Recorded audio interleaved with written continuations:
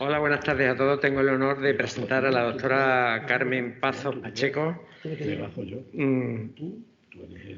que es académica de número de la Academia de Medicina de Extremadura, teniendo asignado el sillón número 13, Disciplina Básicas Microbiología, desde junio de 2019. Natural de Cádiz. Trabaja actualmente en el Complejo Hospitalario Universitario de Cáceres, Servicio de Microbiología Clínica.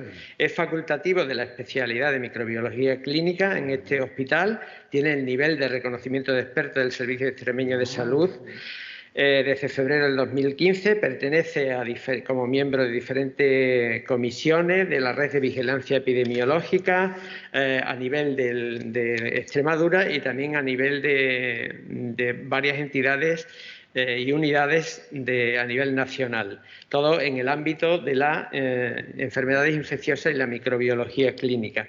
Su formación académica la recibió de la Universidad de Extremadura. Hizo la residencia en el Hospital Universitario 12 de octubre de Madrid. Es doctora por la Universidad Complutense de Madrid con la calificación de sobresaliente cum laude, tras superar los estudios de doctorado en el Departamento de Microbiología dentro del programa de Microbiología Médica y haciendo constar la suficiencia investigadora en la universidad en marzo del 2005. Tiene varios diplomas también en este ámbito y como docente es colaboradora docente de formación continuada de los médicos residentes de diferentes especialidades dentro del Complejo Hospitalario Universitario de Cáceres. También participa como colaboradora docente en los técnicos de laboratorio, en las prácticas externas curriculares y extracurriculares. Es tutora externa profesional, docente en múltiples cursos y talleres de hospitales universitarios y sociedades científicas y es profesora honorífica de Patología Infecciosa en la Facultad de Medicina de la Universidad de Extremadura durante el curso académico 2020-2021.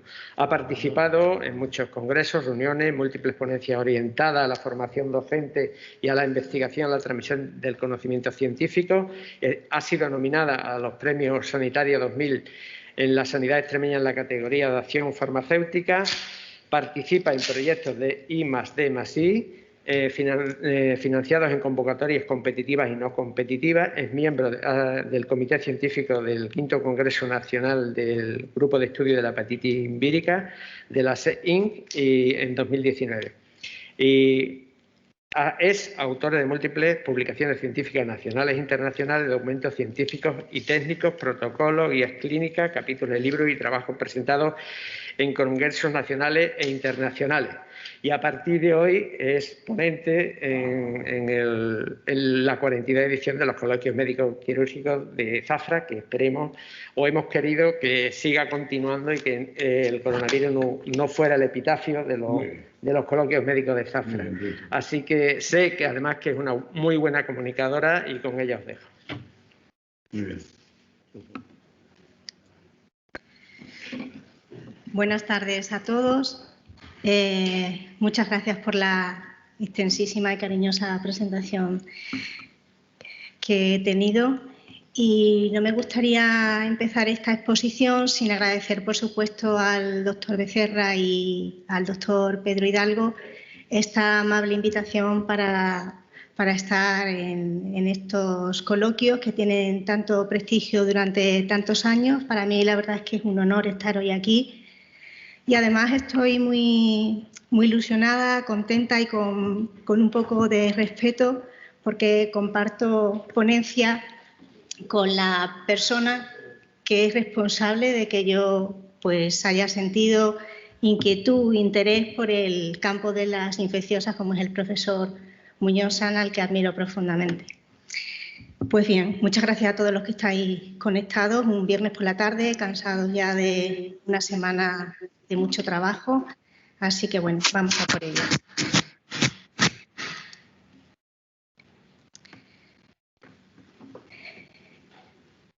Pocas veces en la historia se ha enfrentado la humanidad a una situación tan desafiante en tiempos de paz como la que sufrimos ahora con la COVID-19.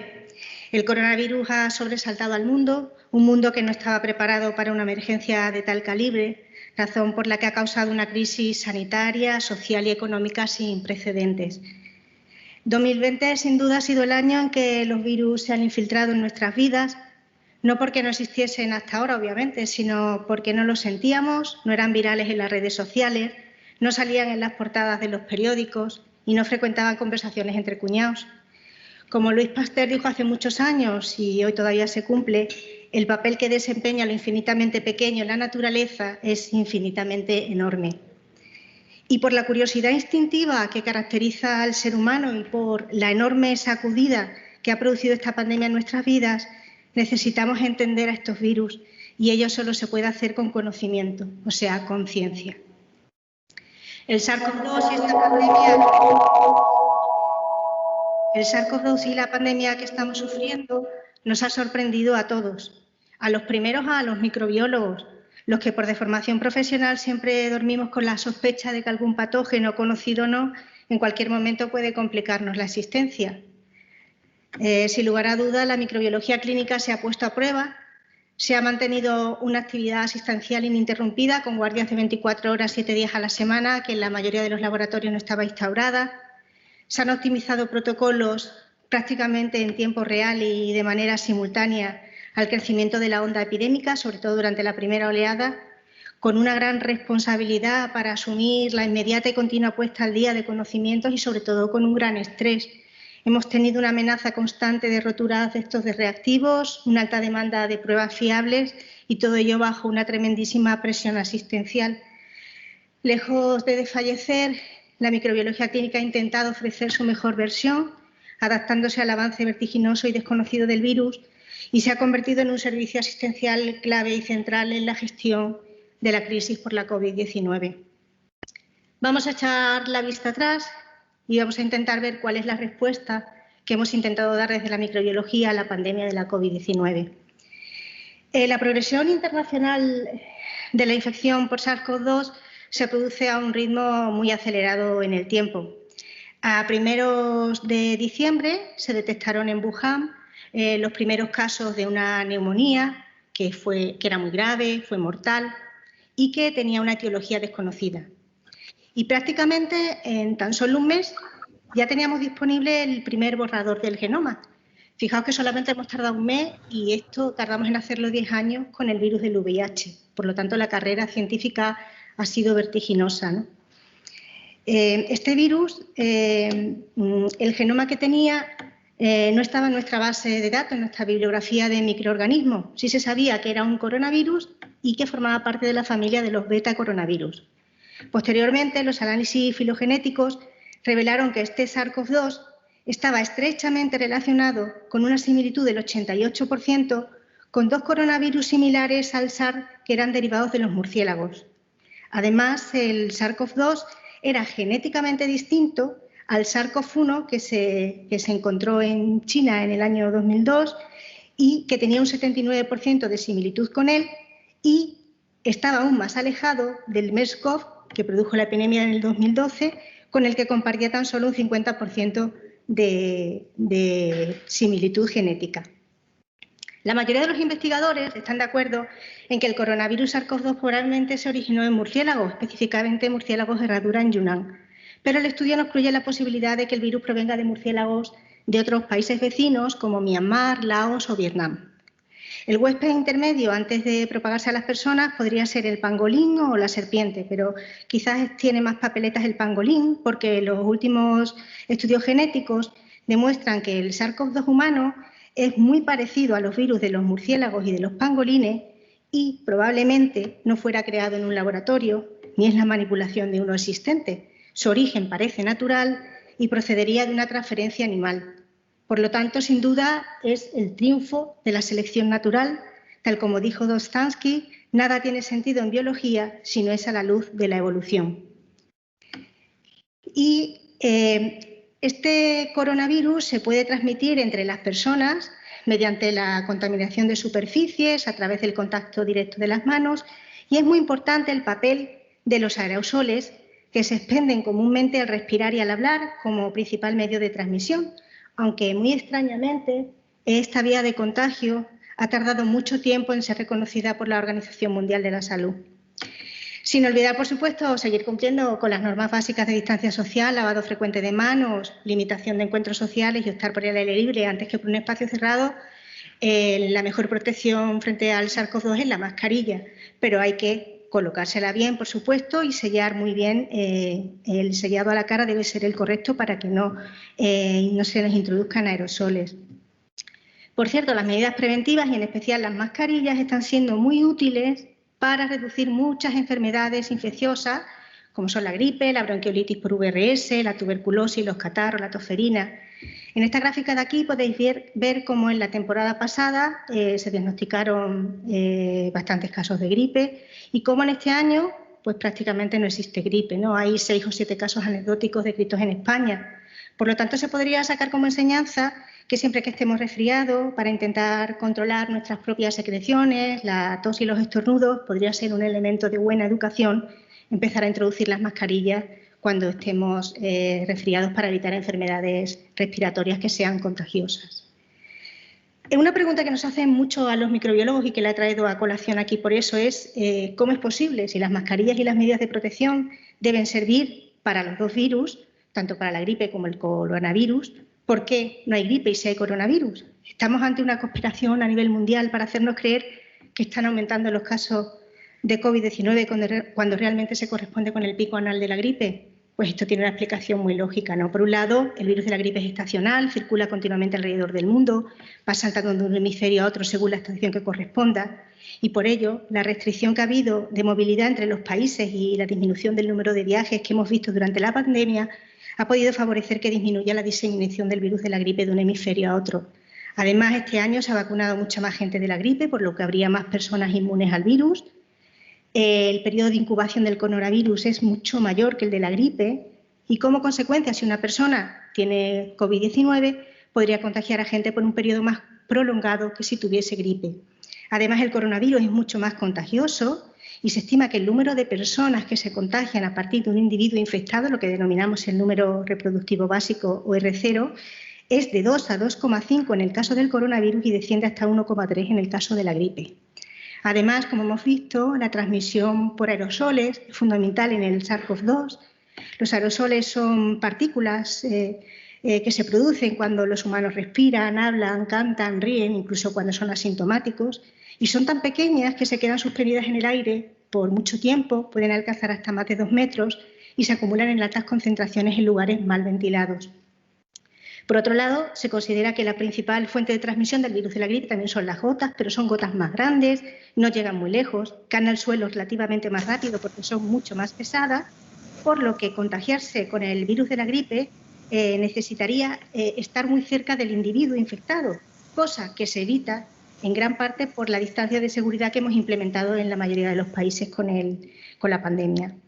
Además, el coronavirus genera muchos superpropagadores. Un superpropagador es un paciente que puede transmitir una infección a un gran número de personas en comparación con un paciente medio. Como veis en la gráfica, es mucho más frecuente en el coronavirus que en la gripe. Y últimamente ha salido publicado en la literatura que estos superpropagadores están muy relacionados con los pacientes que son de edad avanzada y que son obesos, porque tienen sus secreciones mucho más fluidificadas y con mucha más capacidad de producir aerosoles. La proporción de pacientes asintomáticos en el coronavirus también es muy alta. En los últimos estudios lo sitúan en torno a 1/3 de los pacientes y veis la clásica imagen del iceberg en donde los pacientes sintomáticos serían tan solo la punta del iceberg y todo el hielo que está bajo el agua correspondería a los pacientes que están asintomáticos, que como no saben que están infectados, pues siguen repartiendo el virus haciendo vida normal, ¿no? Es cierto que la infección por el virus de la gripe también puede producir infecciones asintomáticas, pero la principal diferencia es que estos casos normalmente suceden cuando hay inmunidad previa parcial al virus. Por lo tanto, aunque estos individuos estén infectados y puedan contagiar, no lo hacen con la misma intensidad que los pacientes que tienen sintomatología. Y, por último, la infección por coronavirus podría inhibir el crecimiento de otros virus debido al fenómeno de interferencia viral, porque en la primera infección se puede crear un estado antiviral que impide otras infecciones y, sobre todo, porque se producen competencias de nichos ecológicos.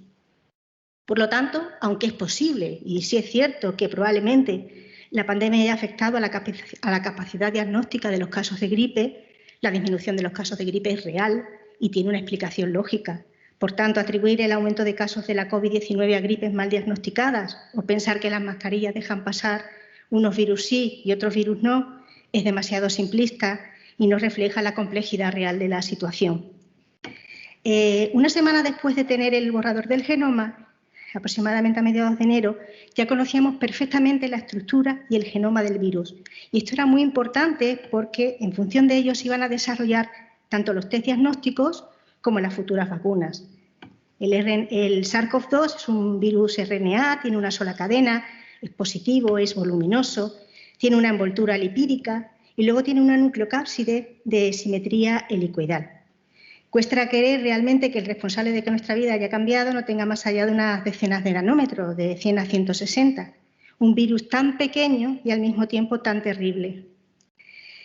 Su estructura es muy similar a otros coronavirus. Tiene una región 5', que contiene fundamentalmente el gen ORF y que codifica proteínas no estructurales, y luego tiene un extremo 3', en donde se codifican las proteínas estructurales. Con respecto a las no estructurales, pues son proteínas con funciones muy diversas, como mediar en la replicación del virus, actuar como proteasas, polimerasa, licasa, pero la verdad es que sabemos todavía poco de ellas. Y he traído aquí la que a mí me ha parecido más curiosa, que es la proteína 14, porque funciona como el yin y el yang, tiene funciones opuestas. Por un lado, puede tener una actividad correctora de prueba, lo que explicaría la menor tasa de mutación del coronavirus con respecto al virus de la gripe, pero por otro lado tiene una actividad recombinasa que generaría mucha variabilidad. Y con respecto a las proteínas estructurales, pues son fundamentalmente 5. La más conocida por todos nosotros es la proteína S, la spike, la espiga o la glicoproteína estructural. Luego estaría la M o la proteína de membrana, la hemaglutinina esterasa, que se encuentra exclusivamente en los beta-coronavirus. Luego la N de la nucleocápside y la E de la envoltura. De todas ellas, la más importante es la proteína S. Y el gen que codifica esa proteína lo tenéis aquí en esta imagen, en donde simplemente me gustaría recalcar dos porciones que son muy importantes. El dominio RBD, que es donde se une a su receptor AC2, que es clave para entender el tropismo y la patología que ocasiona la infección. Y por otro lado, el sitio polibásico S1-S2, que se corta por encima de la familia de la furina y lo que permiten es formar la glicoproteína madura en la partícula vírica, por lo tanto sería la responsable de la tasa del ataque del virus o de la transmisibilidad. Esta proteína S es la causante de estas imágenes tan bonitas de microscopía electrónica en donde se ve la espícula, la proteína S, formando como una corona y de ahí se da el nombre al virus. Y también os traigo, esto ha sido publicado muy recientemente, la primera imagen real del SARS-CoV-2 que se ha obtenido mediante una técnica que recibió el Premio Nobel de Química en el año 2017, que se basa en una tomografía crioelectrónica sobre una técnica de microscopía electrónica y permite reconstruir en 3 dimensiones a partir de imágenes bidimensionales obtenidas a temperaturas criogénicas. Tenemos, por lo tanto, un momento congelado, diseccionado y reconstruido para obtener la imagen de algo que prácticamente es infotografiable. Desde el principio de la pandemia, el director general de la Organización Mundial de la Salud dijo una afirmación muy directa y muy sensata, ¿no? Dijo que la forma más efectiva de salvar vidas era romper las cadenas de transmisión haciendo test y más test. Y, por supuesto, aislando a los contagios, ¿no? Por lo tanto, lo que tenemos que hacer es tomarle la delantera al virus. Hay que instaurar un sistema capaz de detectar a una persona infectada desde el primer momento, poder rastrear y obtener información de sus contactos, hacerles test y aislarlos para evitar la transmisibilidad. Esto requiere, por supuesto, personal, equipamiento y sistemas de diagnóstico que sean útiles y precoces. Por lo tanto, hay que estar preparados para que el sistema sanitario, tanto la atención primaria como la hospitalización, no se colapse con estas medidas. Pero hay que tener claro 3 cuestiones importantes. ¿Qué test tengo que utilizar? ¿Cuándo? ¿En qué momento? ¿Y a quién? ¿A qué personas va dirigido? Porque todos los test son pruebas que no están exentas de complejidad y cada uno tiene su timing, ¿no? Cada uno hay que hacerlo en un momento determinado. No hay test que sirva para todo, cada uno tiene su sitio y hay que dejar en manos de los profesionales expertos su petición, su indicación, su interpretación y las consecuencias que se deriven de los resultados que se informen. No se deben hacer cribados masivos a la población porque no son útiles. El diagnóstico microbiológico se puede realizar de dos maneras. Hay dos formas de detectar que hemos estado en contacto con el SARS-CoV-2. Una forma indirecta, que sería cuando detectamos los anticuerpos que se generan frente al virus, y una forma directa, que es detectando directamente el virus, bien mediante la detección de sus proteínas por el test rápido del antígeno, o bien detectando el genoma del virus mediante la PCR. Comenzamos con la detección de anticuerpos. Es, como hemos dicho, una detección indirecta. No detectamos el virus, sino que ponemos de manifiesto la respuesta inmune frente a él. Nuestro organismo reacciona frente al virus y una de las maneras que tiene para hacerlo es producir nuestras propias proteínas que neutralizan o marcan al virus. Durante la infección el virus se va multiplicando de forma muy activa. Primero hay un periodo de latencia en el que todavía no es posible detectar la respuesta de nuestro sistema inmune, pero después, pasados unos días, se comienzan a producir los anticuerpos. Primero se producen los de tipo IgM a los 5 o 6 días, hasta alcanzar un máximo aproximadamente a los 7-12 días, para luego más tarde desaparecer, como veis en la gráfica. Esto sería la respuesta primaria indicativa de una infección aguda. Y posteriormente se produce la respuesta inmune secundaria, que es mucho más rápida, mucho más intensa, con los anticuerpos de tipo IgG y que se mantiene en el tiempo. Existe una inmunoglobulina A que juega un papel muy importante a nivel de las secreciones mucosas, y esta mantendría una dinámica intermedia entre la IgM y la IgG. Para la detección de anticuerpos hemos estado utilizando dos técnicas diferentes. Por un lado, los test rápidos inmunocromatográficos, cuya sensibilidad es muy variable dependiendo del kit comercializado que utilicemos, y va del 70 al 80%, y son estos test que tenéis en la imagen, que se realizaban bien con punción digital o con suero del propio paciente, y prácticamente han dejado de utilizarse. Y luego tenemos los test automatizados, bien cualitativos o bien cuantitativos, cuya sensibilidad es mucho mayor. Estos test automatizados, bien con ELISA, enzima inmunoensayo, bien por CLIA, quimioluminiscencia, son las técnicas de referencia en la actualidad para medir los anticuerpos. Su sensibilidad y su especificidad están por encima del 95% siempre que testemos inmunoglobulina G, lo cual está indicando que el número de falsos positivos y negativos es muy bajito, y por supuesto esto hay que hacerlo pasadas 1 o 2 semanas del inicio de los síntomas, si no tendría ningún sentido. Puede haber falsos negativos en pacientes que estén inmunosuprimidos y falsos positivos en pacientes que puedan tener enfermedades autoinmunes. Y deciros que la IgM nos aporta una enorme cantidad de resultados falsos positivos, y solamente la tenemos que hacer en determinadas circunstancias. Existen varias generaciones de test que detectan anticuerpos utilizando diferentes dianas de antígenos recombinantes específicos. La mayoría de estos test detectan anticuerpos que están producidos frente a la proteína más abundante del virus, que es la proteína N, la de la nucleocápside. Por lo tanto, estos son test muy sensibles, pero los más novedosos son los que detectan la proteína S, que es muy inmunógena y que codifica el dominio de unión al receptor humano, que es muy específico. Y estos son los test que habría que hacer para poder valorar la respuesta post-vacunal. No se recomienda la realización de cribados con anticuerpos en personas que estén asintomáticas y que tengan bajo riesgo por su dificultad de interpretación y las implicaciones que esto tiene en su manejo. Y tampoco se recomienda para el diagnóstico de infección aguda, excepto que tengamos una PCR negativa, donde exista una alta sospecha clínica o epidemiológica de que el paciente tiene una infección por SARS-CoV-2, siempre y cuando se realice, por supuesto, a partir del 5º o 7º día. Y sí que son útiles las detecciones de anticuerpos para incorporar a los trabajadores sociosanitarios a su puesto de trabajo, en los donantes de plasma hiperinmune, los estudios de seroprevalencia y, sobre todo, ahora más de moda, para evaluar la efectividad de las vacunas. Los virus de la familia de los coronavirus normalmente tienden a inducir una respuesta inmunitaria de bajo nivel que puede durar 1 o 2 años, pero los estudios que se han hecho de cuantificación de IgG para individuos que tenían COVID decía que había como un 5 o 10% de pacientes que no desarrollaban inmunidad. No toda la respuesta inmunológica que produce nuestro organismo frente al SARS-CoV-2 procede de los anticuerpos IgG que podemos medir en los laboratorios de microbiología. El mensaje de asumir que si perdemos los anticuerpos no estamos protegidos es un mensaje totalmente erróneo. La inmunidad va mucho más allá, es más compleja y duradera en el tiempo, porque debemos de contar con la inmunidad celular mediada por los linfocitos B de memoria, que son fábricas de anticuerpos específicos que recuerdan al invasor que prolonga la inmunidad durante años. Y es cierto que esta respuesta es mucho más difícil de testar o de medir en los laboratorios convencionales. La segunda forma de detectar al virus sería mediante la detección de antígenos, una detección directa del virus, porque estamos detectando pues, las proteínas de la superficie. Concretamente, normalmente van dirigidas contra la proteína de la nucleocápside y contra la proteína contra la proteína S. Son técnicas inmunocromatográficas con una sensibilidad por encima del 80% y una especificidad por encima del 97%, y tienen muchas ventajas porque son técnicas rápidas, sencillas, baratas y que se pueden hacer a la cabecera del paciente, técnicas point of care.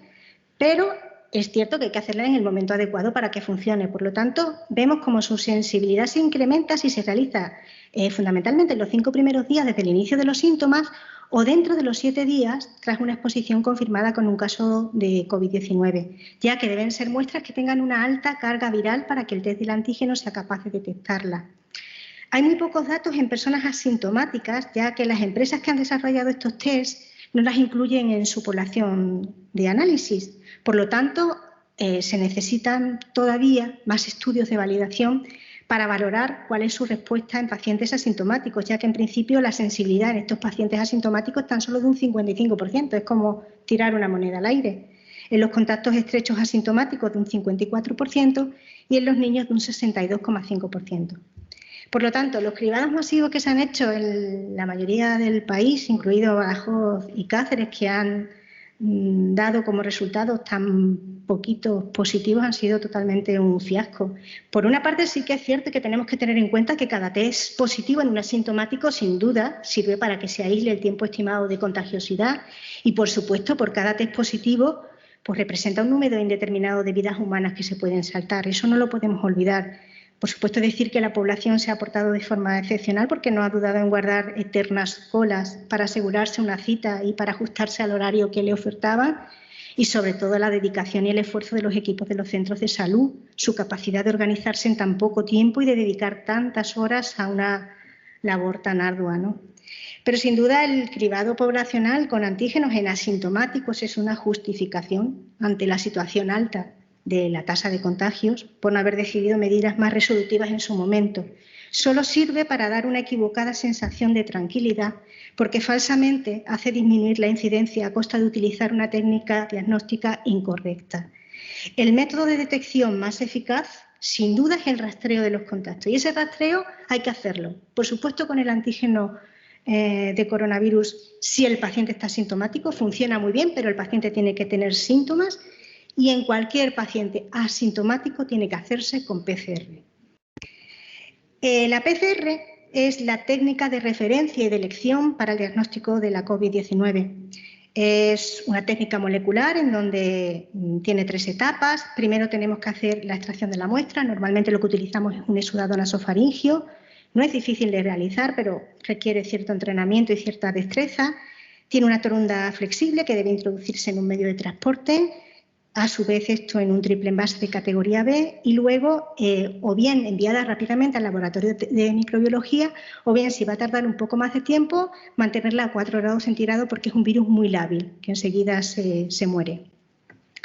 También han sido publicados varios trabajos donde se analiza la sensibilidad de tomar la saliva en lugar del exudado nasofaringio como muestra de PCR. Y la verdad es que presenta unos índices de concordancia muy buenos, de en torno a un 0,8. Hay muchos diseños aprobados y comercializados, una técnica muy sencilla, no necesita entrenamiento ni equipación especializada. Además, permite un entorno de privacidad, minimizando exponer al personal sanitario. Puede ser útil si nos llegaran a faltar reactivos en algún momento, reactivos de extracción. Útil para hacer cribados y para un control periódico de colectivos como podría ser educación, empresas. Y luego, a raíz de la noticia de que en China se estaba extendiendo la realización de PCR rectales, pues ha empezado mucho a hablar de ella, ¿no? En realidad se llevan haciendo desde el inicio de la pandemia, también en España. Y hay una comunidad autónoma como es Galicia que lo llevan haciendo desde el principio, fundamentalmente para evitar falsos negativos, porque la eliminación del SARS-CoV-2 en el tracto gastrointestinal se realiza de forma mucho más lenta que en el tracto respiratorio. Podría tener esa utilidad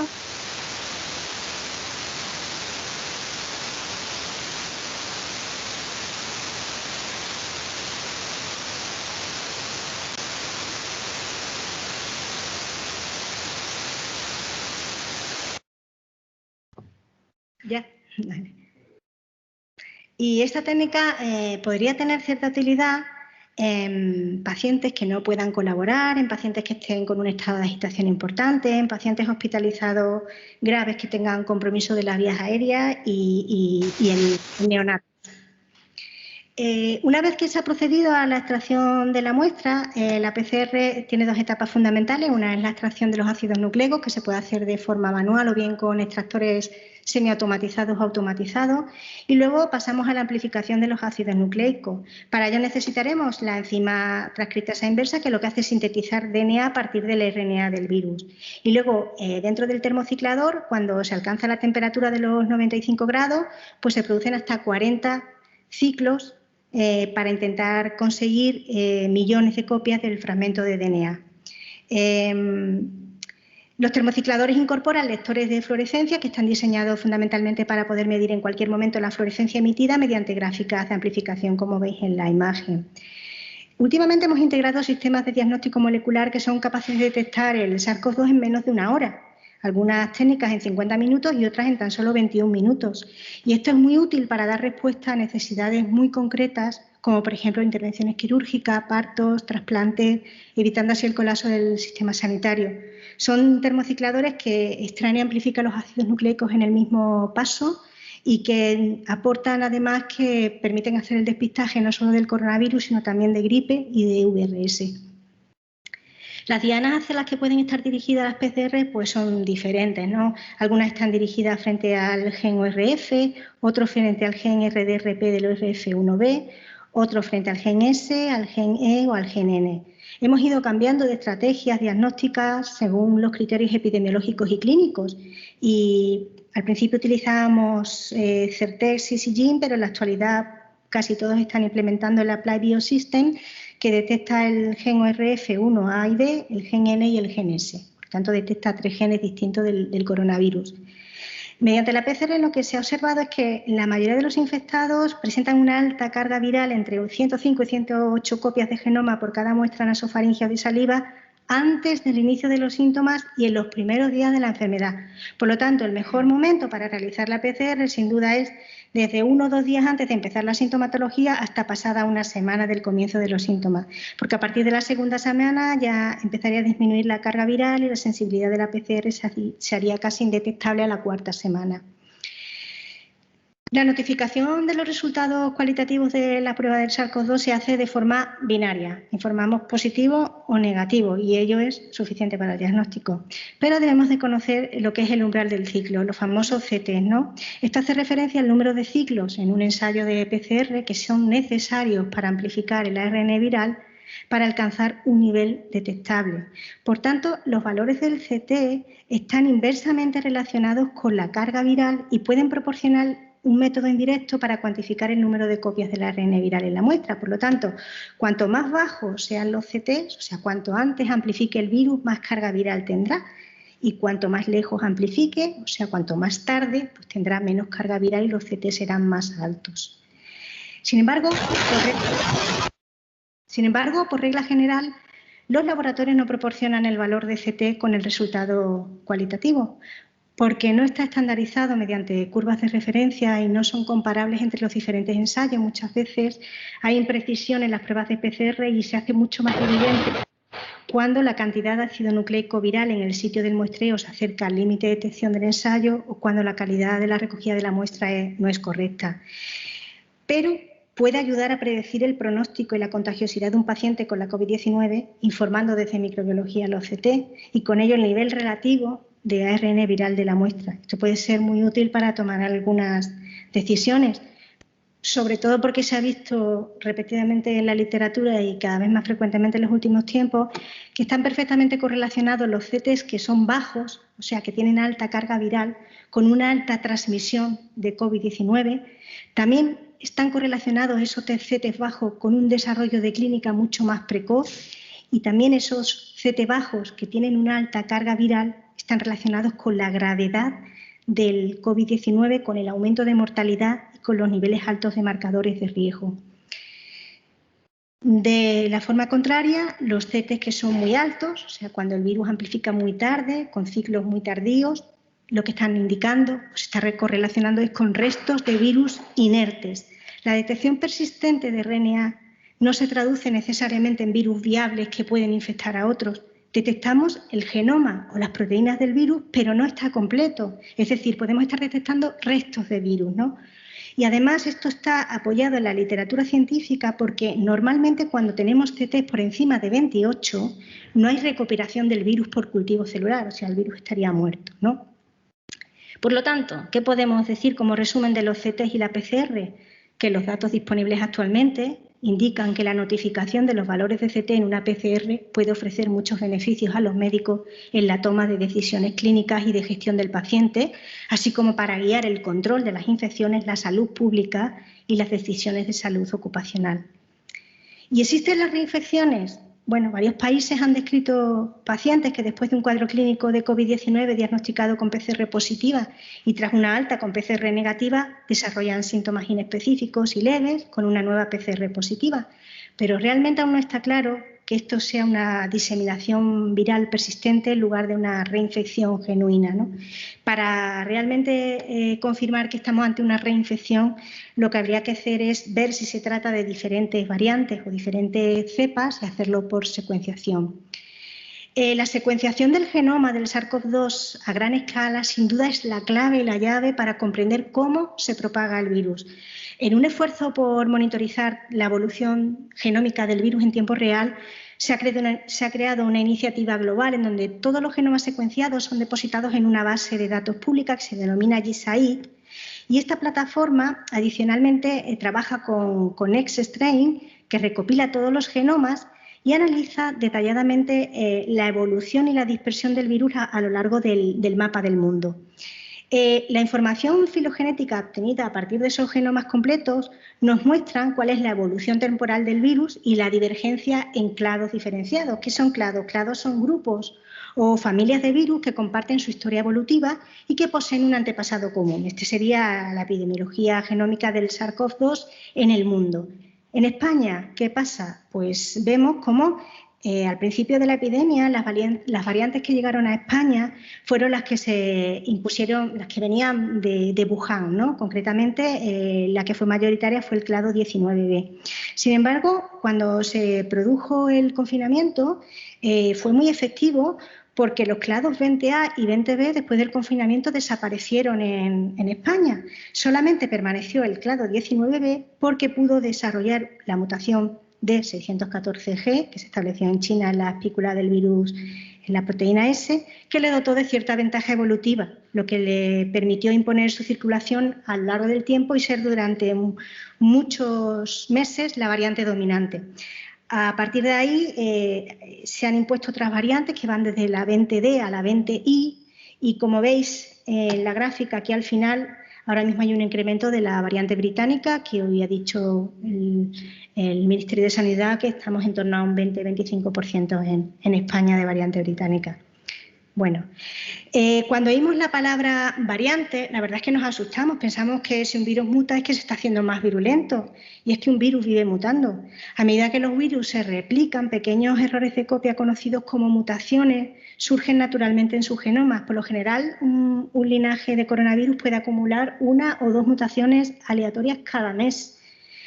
Algunas mutaciones no tienen ningún efecto sobre las proteínas del coronavirus y otras, sin embargo, sí que pueden alterar su forma cambiando o eliminando uno de sus aminoácidos. A través del proceso de selección natural, las mutaciones neutrales o ligeramente beneficiosas pueden transmitirse de generación en generación, mientras que las mutaciones que son más dañinas son más propensas a desaparecer.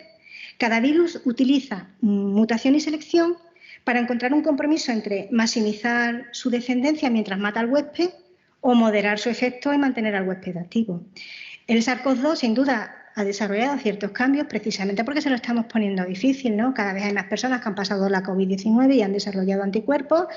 Las medidas como el uso de mascarillas y la ventilación reducen la dispersión del virus y además ahora las vacunas también aumentan la inmunidad de la población.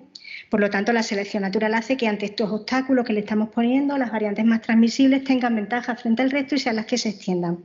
Afortunadamente, aún no se ha demostrado fehacientemente que sean más letales. Además, las vacunas podrían reconfigurarse en el caso de que fueran menos efectivas para alguna de ellas, y sin duda la investigación científica es la mejor aliada para nuestra supervivencia. Las variantes del SARS-CoV-2 que más inquietud nos están causando actualmente, sobre todo por la rapidez con la que se están expandiendo, son tres: la británica, la sudafricana y la brasileña, que se denominan así por el lugar primero donde se detectaron. Y todas comparten la mutación N501, que se produce en la proteína S, que le produce mayor transmisibilidad. La variante británica parece, por los estudios que he publicado, que puede ser un 30-50% más contagiosa que las otras variantes. Y además hay estudios que dicen que puede ser un 35% más mortal. Aunque en principio las vacunas parece que siguen funcionando bien, aunque a primeros de febrero se detectó en esta misma variante otra mutación extraordinaria, que fue el N484, que parecía que podía afectar al funcionamiento de las vacunas. Esta variante británica apareció en el Reino Unido a finales de noviembre y pues ya ahora está en más de 50 países, creciendo a un ritmo exponencial. Estamos viendo cómo esta variante británica está aumentando en los distintos países europeos, y aunque ahora estamos asistiendo a un descenso en la incidencia en España, esta variante va a seguir ganando terreno, como está pasando en otros países. Y esos países están consiguiendo doblegarla a base de medidas muy estrictas. Lo que sí es cierto es que están aumentando los casos en menores. Esto es un hecho, ¿no? Y esto podría estar reflejado por una mayor transmisibilidad en niños de las nuevas cepas. Como veis en esta gráfica, los datos indican que algo está pasando, porque el grupo de 0 a 9 años, que era antes el menos frecuente, el que menor incidencia presentaba, ahora mismo no es el de menor incidencia. Y el grupo principalmente de 10 a 19 años es el que presenta una incidencia más alta. Aún es pronto, pero son indicios que nos deberían poner en alerta, no porque los niños cursen con una patología grave, ¿no?, sino que viven con adultos y a veces incluso con ancianos. La variante sudafricana tiene una mutación que es la N484, que la comparte con la variante brasileña, y sí que parecería que podía afectar a las reinfecciones o disminuyendo la eficacia de las vacunas. Apareció en Sudáfrica y se ha extendido a más de 26 países, entre ellos España. Y la brasileña, la verdad es que se conoce pocos datos sobre su transmisibilidad y su virulencia, y apareció en Japón en 4 personas que habían viajado a Brasil. Es curioso que a finales del 2020 en Manaus, donde ya el 76% de la población había sido infectada por el virus en la primera oleada, se detectó reinfecciones por esta variante. Sin embargo, no se puede descartar que estas reinfecciones no sean debidas a la propia variante en sí, sino quizás a otras faltas de medidas para evitar el contagio. Y bueno, simplemente comentaros que a partir de hoy van a salir variantes cada 2 días, ¿no? Está la variante California, que afecta al 45% de las muestras de California y que tiene una mutación L452R que le da más propagación. No hay ningún caso en España. La variante Uganda, que tiene una mutación en la proteína S y en la NSP, que tampoco se ha identificado ningún caso en España y que también hace que se multiplique más rápidamente. Y la mutación Spike QS77, que ha surgido en 7 linajes de Estados Unidos y ya está en Egipto, India y Dinamarca, que tampoco hay ningún caso en España, pero que cada día van a aparecer mutaciones distintas. Para finalizar, ¿qué es necesario aún responder? Pues es necesario investigar qué efecto pueden tener estas variantes en la virulencia del virus y si se relaciona con una mayor gravedad de la enfermedad, algo que de momento se desconoce.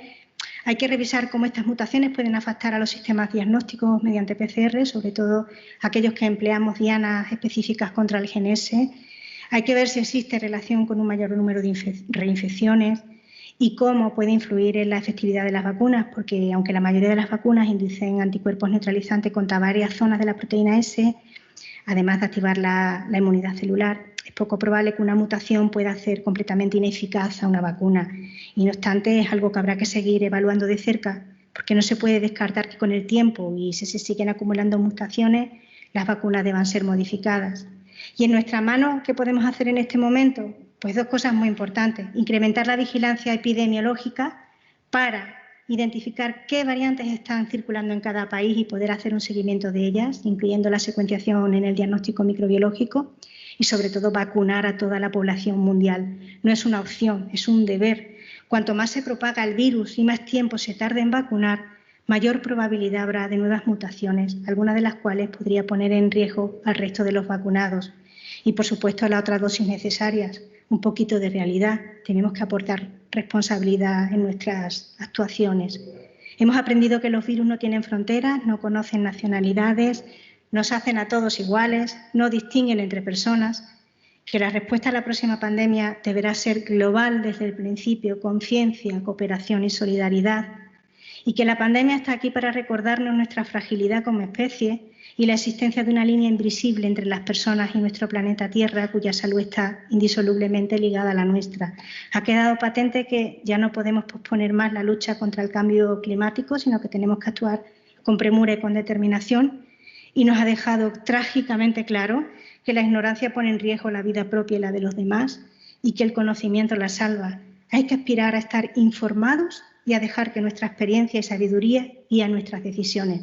Como dijo Ramón y Cajal hace unos años, y es perfectamente, se puede expresar igual que ha pasado durante toda la pandemia en España, que hemos sufrido mucha improvisación.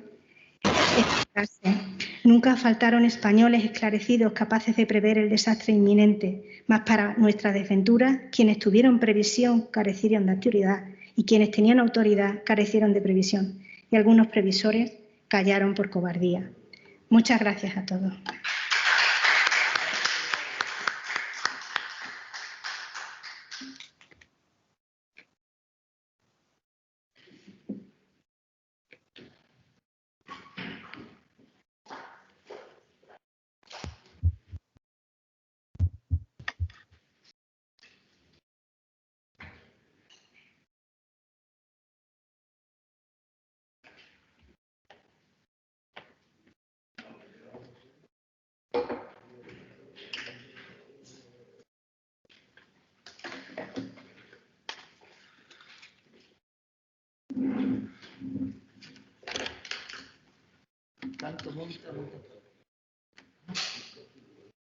Sí.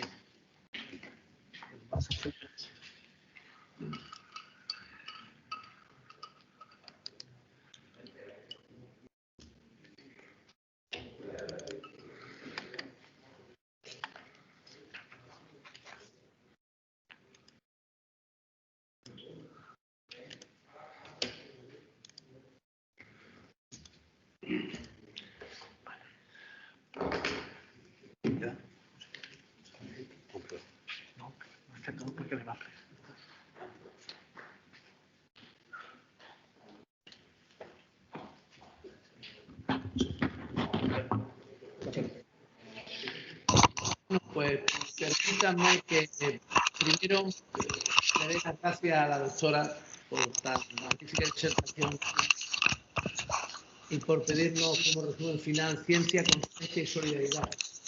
Parece perfecto. Decirle, doctora, que al doctor Muñoz y por supuesto al presidente Hidalgo, que tenemos más de 100 personas viendo la conferencia. Más de 100 personas viendo la conferencia, lo que para nosotros es una enorme satisfacción y para este colegio, por supuesto. Como bien ha dicho el doctor Hidalgo, una tarde tan buena, no tenemos por menos que felicitarlo. Gracias a todos, y sobre todo por apagar los micrófonos, porque está siendo plácido. El doctor Muñoz me gustaría presentar su currículum y tendría entonces que consumir parte de su magnífica intervención, y me he permitido, a pesar de que me da un currículum abreviado, me he permitido resumirlo en 20 líneas. Extremeño del Valle de la Serena, médico, escritor, académico y profesor de universidad. Su formación la realizó en la Facultad de Medicina de Sevilla, hizo la especialidad MIR en La Paz, en Madrid, y la formación de patología infecciosa, aparte en hospitales como La Paz, el Ramón y Cajal o el Macarena de Sevilla, estuvo en el Hospital General de San Francisco o también en Baltimore, incluido Lisboa también. Tiene una doble tesis doctoral, una científica y una humanística, y actualmente es profesor titular de la Universidad de Extremadura, está en la Facultad de Medicina. Aprovecho, me pidió el decano de Medicina que disculpara su no presencia aquí, por dos vertientes. Una, como decano de la Facultad de Medicina, porque sus obligaciones las mantenían allí, y otra, como presidente de la academia, que le hubiera gustado estar aquí. Es que al leer la Facultad de Medicina pues me permito introducirlo. Ha sido jefe de patología infecciosa del Hospital Universitario de Badajoz, ha sido cooperante, perito de la Unión Europea para informar sobre tuberculosis, miembro de la Comisión Mixta de la Universidad de Extremadura y del Servicio Extremeño de Salud, miembro del Consejo Asesor Clínico del Plan Nacional sobre el SIDA, ha sido vicedecano de docencia y es académico, vicepresidente, portavoz y fundador de la Academia de Medicina. Y en sus publicaciones y actividades me van a permitir que les diga que ha publicado en revistas nacionales e internacionales en 125 ocasiones, en revistas de impacto JCR 32, tiene 6 libros, capítulos de libros 24 y ha participado en innumerables congresos internacionales. Es consultor de numerosas revistas científicas, pertenece al comité editorial de algunas revistas, colaborador y tiene premios profesionales como el Premio Extraordinario del Doctorado en el año 81-82 y acceso al primer premio de investigación de la Junta de Extremadura. Y si he ido un poco rápido, por supuesto es medalla de este colegio, medalla del mérito colegial de este colegio, el año 2020. Y si he ido un poco rápido en el apartado, me voy a permitir leer como escritor las publicaciones que tiene. 5 novelas. Ollacoí, Ventura y desventura un pícaro sueco. Aunque sean soberanos los empeños, Los galgos del Papa, De tormenta, Historia de mi alma. Tiene 2 relatos, La dehesa de los Bidasoa, El balneario. Tiene un libro de viaje, En busca de Itaca, un periplo de conocimiento interior. Un diario, Diario de invierno. Cuentos extremeños de hoy, Mariquiqui en el país de la jeringuilla, La chimenea del estrés. Y tiene 5 obras de teatro.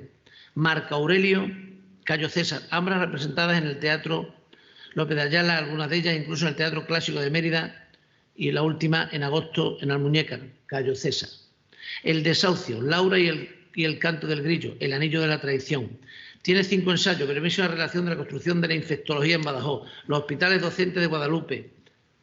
Magnífico éxito. La respuesta hospitalaria a la epidemia de la buba.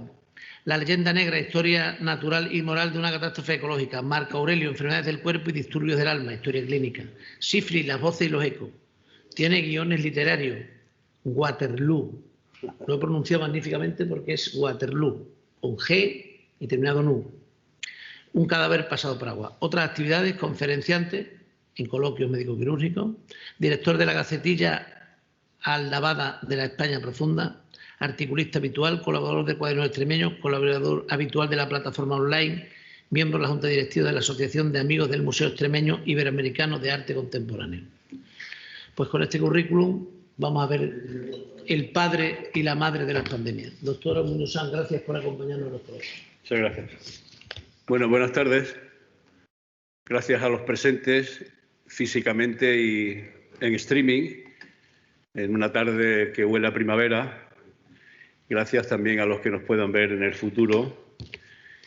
Y vamos a empezar esta charla preparada para esta ocasión, en la que, como siempre, me gustaría, empezando agradeciendo a los organizadores de los coloquios, personificados en el doctor Becerra, y del colegio, personificados en el doctor Hidalgo, ambos amigos, por invitarme una vez más, hacer un homenaje, como en cada ocasión que he tenido durante este año, a los compañeros que han fallecido, tanto en nuestra región como fuera, y dedicárselo a los compañeros que se han infectado de todos los estamentos sanitarios, a los que no se han infectado, ojalá nunca les ocurra, pero que están en la trinchera, y aunque no figure en la diapositiva, muy en especial a Rosa, que ha trabajado 20 años conmigo y está en una lucha dura contra el destino, que espero que gane. El azar no juega los dados, pero ha hecho una jugada, que es que una antigua alumna de la facultad, hoy brillante microbióloga y doctora en medicina, coincida conmigo por azar en esta conferencia, y uno se lleva algo que no figura en el currículum y que no tiene recompensas de medallas, ni de diplomas, ni de dinero, que es la emoción del alma de saber que tantos años, 40, 30 y tantos en la docencia, de dedicación, sirven para algo, como es para formar personas no solo con capacidad, sino con la decencia de reconocer que otros hemos colaborado. Bien, Permítanme que empiece citando a este señor que es Chuang Shi, que es el segundo del taoísmo, el primero fue Lao Shi, que solamente por esta frase tendría que haber pasado a la historia. Los ladronzuelos de 3 al cuarto acaban en prisión, pero un gran bandido acaba de jefe de Estado. Esto lo dijo en el siglo IV antes de Cristo, pero yo no lo traigo aquí por esta razón, lo traigo porque tiene un cuento muy interesante que habla diciendo que él se duerme y sueña que es una mariposa, pero cuando despierta ocurre un fenómeno extraordinario, que la mariposa no sabe si es él o si él no sabe si es la mariposa. Esa aparente tontería que nos lleva al mundo de lo onírico nos permite recordar al gran Oscar Wilde en su ensayo La decadencia de la mentira, que dijo la citada frase de que la vida imita al arte mucho más que el arte imita a la vida. El académico y escritor de cuentos extraordinarios, don José María Merino, en un trabajo de las monografías de Sedil, dice que la ficción fue el primer procedimiento disponible para esclarecer la realidad. Una paradoja en la historia humana. Y el lenguaje, sea oral o sea escrito, es el instrumento de comunicación fundamental utilizado por la realidad y la ficción. Él mismo dice que sabemos que la historia puede y suele mentir, y sin embargo, la ficción es más certera y nos puede hacer ver de una forma más clara la realidad. Yo me permito añadir que la realidad puede ser manipulada, es decir, falsificada, y estamos hartos de verlo con lo que parece novedoso, que es muy antiguo, las famosas fake news, y que la ficción puede relatar con suma verosimilitud lo que de verdad está ocurriendo. Por tanto, estamos en el yin y el yang que decía la doctora, la lucha entre la ficción y la realidad. Ficción sobre realidad es que ocurre una guerra en pleno siglo XX en la que un sátrapa, Saddam Hussein, nos hace ver ellos o los servicios de inteligencia del mundo occidental que tiene el ejército más poderoso, el cuarto más poderoso del mundo, y se desencadena una guerra más, la llamada Primera Guerra del Golfo, con la famosa Operación Tormenta del Desierto, y hay una guerra que el propio Saddam dijo que era la madre de todas las batallas, hasta el punto que el diccionario Oxford, en su versión militar del ejército americano, lo acepta como tal y lo tiene recogido. En la guerra lo que falla y lo primero que cae, la primera víctima, es la verdad. De hecho, un colaborador de Eisenhower dijo aquella famosa frase de que la primera víctima de la guerra es la verdad, que luego la amplificó Sir Winston Churchill. Pues bien, para que veamos que la famosa madre de todas las batallas, el New York Times del 7 de marzo de 1991 publica una pequeña carta escrita por un señor llamado Louis J. Herman, que la escribió a finales de febrero, en la que llama la atención de que esa palabra que utiliza Saddam Hussein está mal traducida, quédense con este concepto, una mala traducción de la palabra, porque dice que si no se complementa de forma adecuada, se interpreta inadecuadamente. Recurre, y Saddam lo hizo, a una famosa batalla que ocurrió 4 años después de morir Mahoma, la batalla de Al-Qadisisis. Pues bien, si se traduce correctamente, la madre de todas las batallas no sería la madre, sería una batalla portentosa, extraordinaria, magnífica, grande, o cualquier adjetivo que le queramos poner, pero no era madre de nada. Heráclito, llamado el triste o el llorón, por contraposición a Epicuro, que era muy alegre, sabemos poco de él, pero tiene en los fragmentos que se conservan, tiene un fragmento, el 44, que traducido por filólogos de mucho fuste, que conocen bien el griego, dicen: la guerra es la madre de todo. Pero si analizamos con cuidado lo que ocurre, podemos ver que en realidad él dice polemos panton men pater esti. Habla de pater, habla de padre, no de madre, que sería meter. Es decir, que hay una inadecuada traducción de lo que dice Heráclito y pasa a la historia como la madre, en este caso la guerra es la madre, pero en realidad es el padre. Estamos hablando otra vez de traducciones inadecuadas. Estamos hablando de metáforas.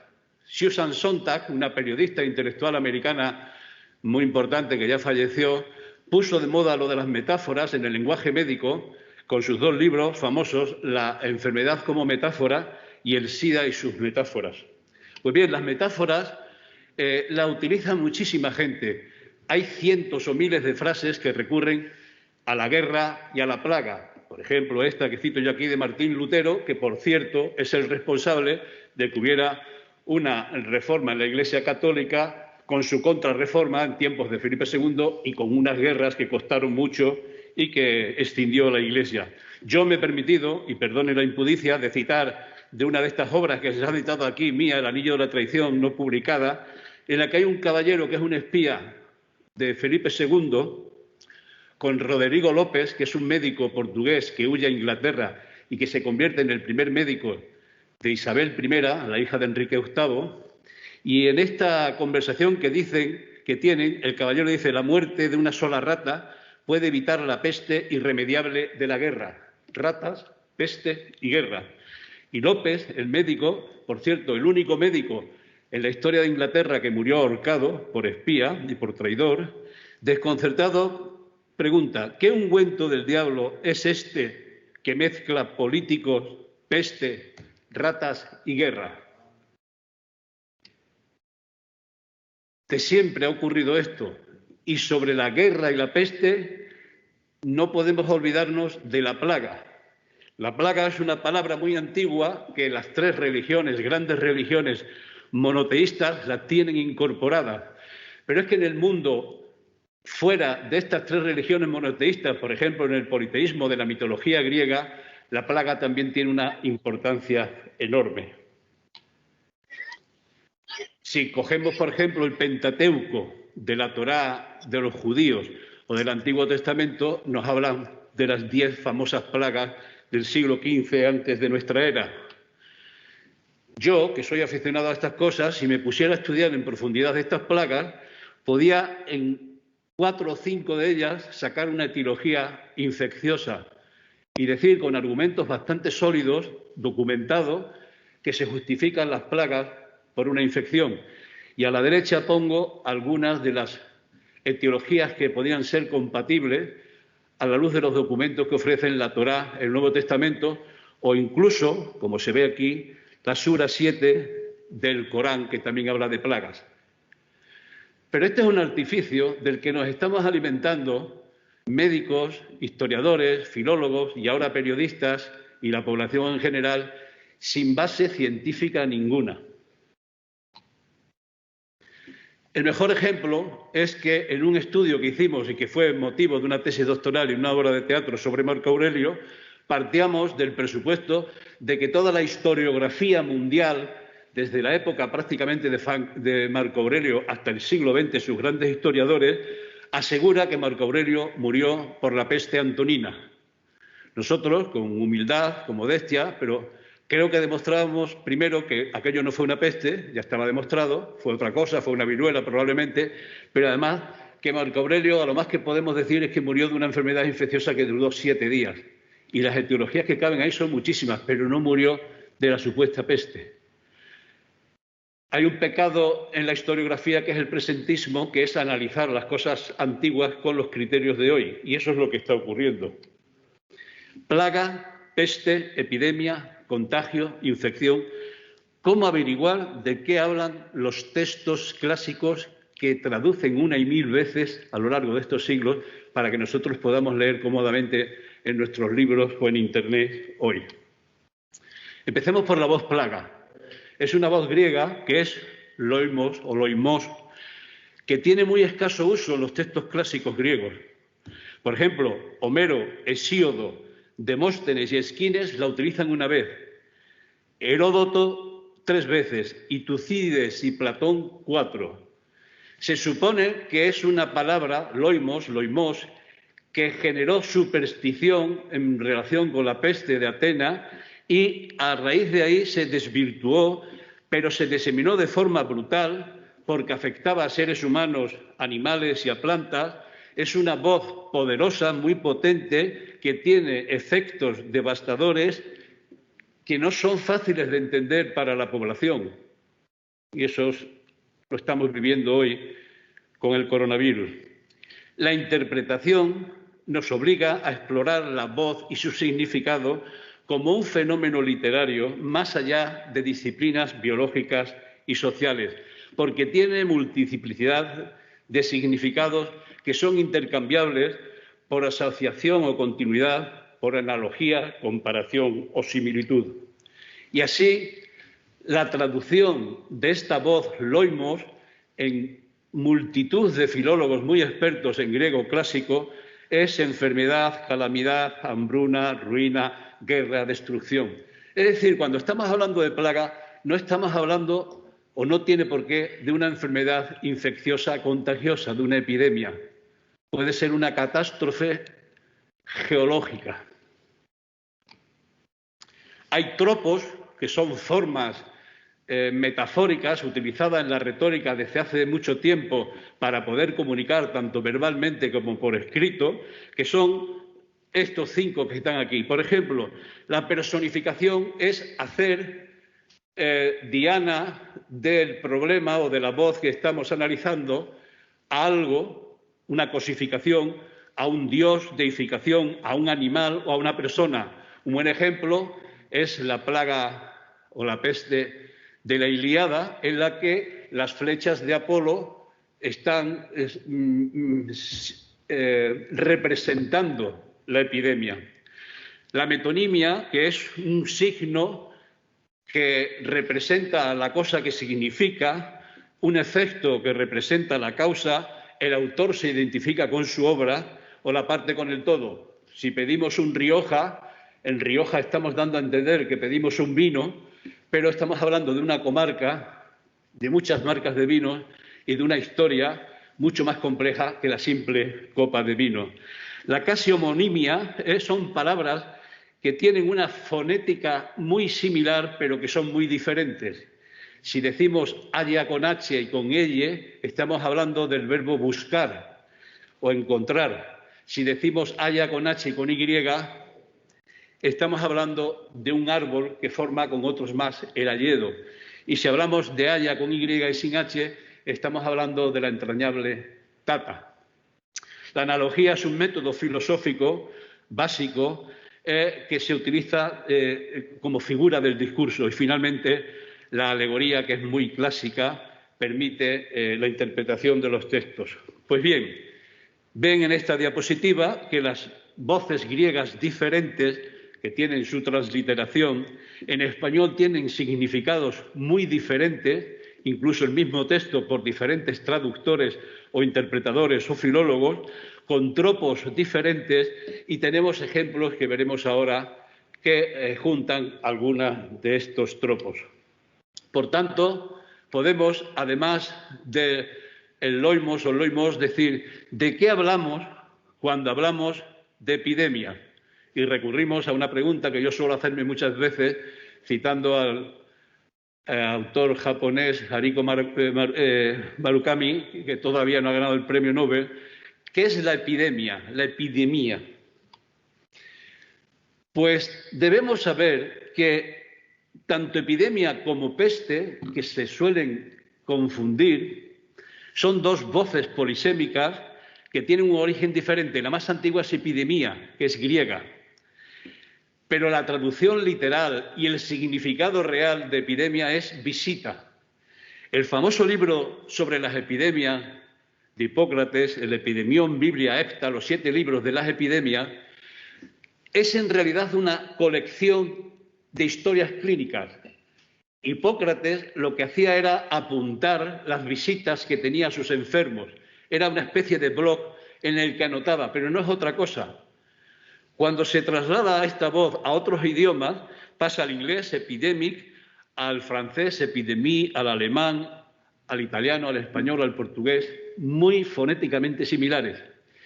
Pero ocurre, en la evolución de esta voz, ocurre que se tergiversa, es una auténtica mutación filológica, una auténtica variante filológica, pero que cambia totalmente el sentido. Y esta voz se convierte en enfermedad. Y entonces le quita el sentido de visita. Viso es un verbo que significa ver, visito significa visitar y visitatio significa visitación. Si se leen textos del siglo XVI ingleses sobre epidemia, el diario del año de la peste, por ejemplo, se habla de visitation, la visitación, solamente los ingleses. Pero en el resto de las lenguas romance, francés, español, portugués, italiano, se transmuta en pestis, pestilentia. Y de ahí las variantes de las lenguas. Y por tanto ya lo que era epidemia y peste se queda exclusivamente para las enfermedades infecciosas que suelen abarcar a pueblos. Ya no es un problema de visitas, es un problema que viene de fuera y afecta generalmente por una infección. Y en esas estamos. Si complicamos un poco más el tema y nos cogemos a la voz lues, que nos viene luético, nos viene la sífilis a la cabeza, y que nosotros en ese ensayo que se ha citado de sífilis, las voces y los ecos, todavía no editado, la hemos trabajado muy bien, vemos que autores del máximo prestigio clásico latino, están todos Virgilio, Ovidio, Marcial, Plinio, Cornelio Tácito, con obras cumbres de la historia de la literatura y del pensamiento, el significado es muy diferente.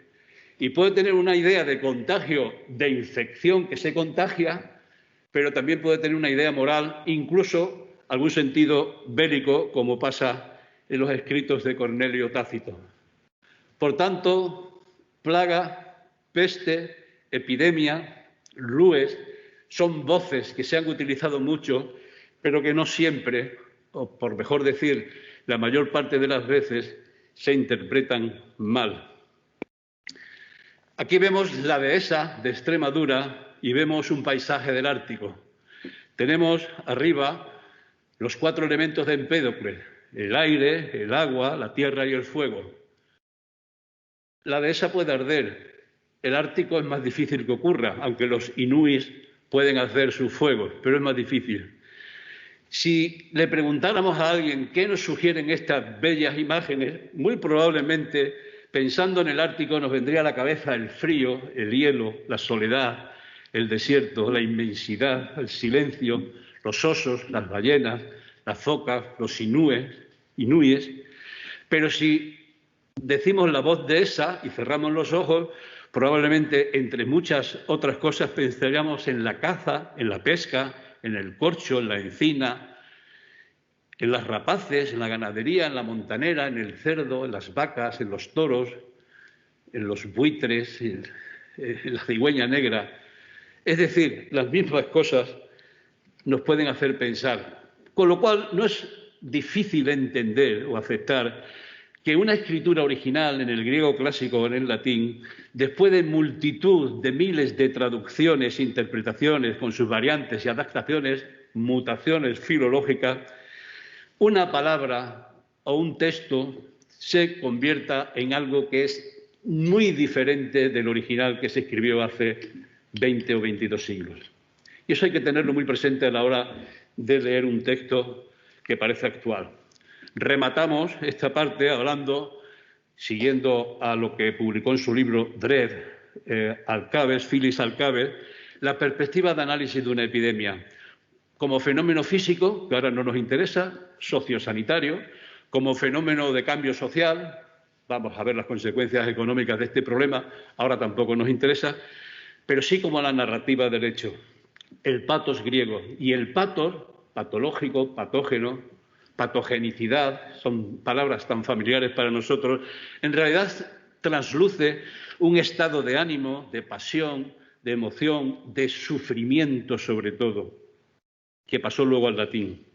Y este patos puede ser de una sociedad entera, un patos de guerra, un patos de amor, un patos de ciudad o existencial. Da muchísimas posibilidades.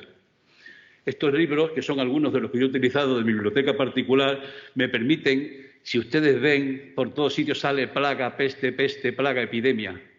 La literatura, la historia y el pensamiento de antes y de ahora están plagadas de plagas, pestes y epidemias.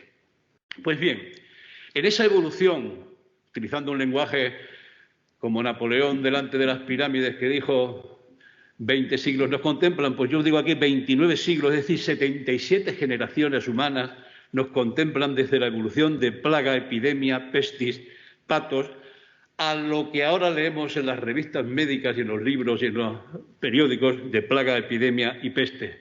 Yo me he permitido hacer una revisión sobre estos autores, que son 11 escritores, 3 historiadores y un médico.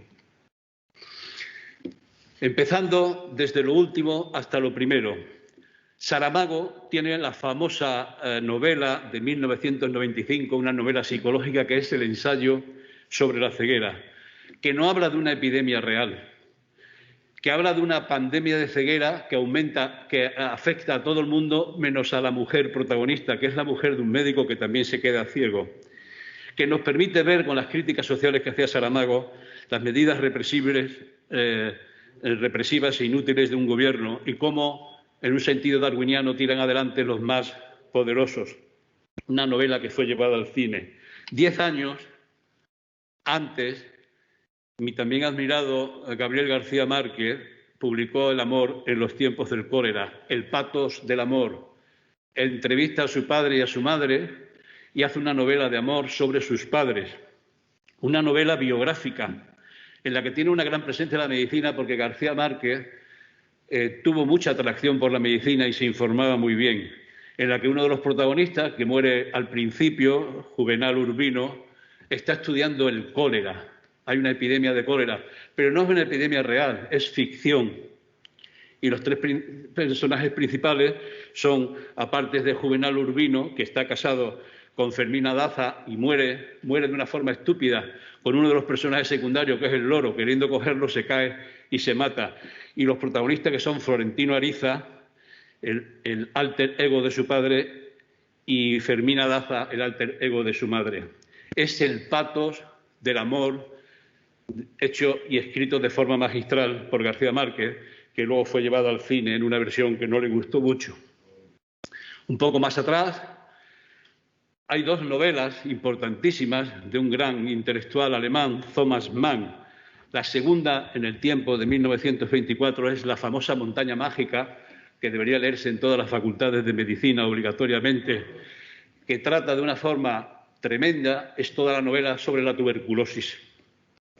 Es una novela que tiene personajes interesantísimos, de los que no voy a hablar porque no dispongo de tiempo, pero que repasa de una forma magistral la situación de la civilización europea contemporánea y que algunos han querido ver en ella pues algún mensaje oculto sobre el nazismo que se avecinaba.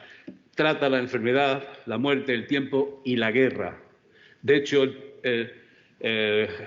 Han Castor, el protagonista, no termina diciéndolo, pero la novela acaba diciendo que va a la guerra donde probablemente muere.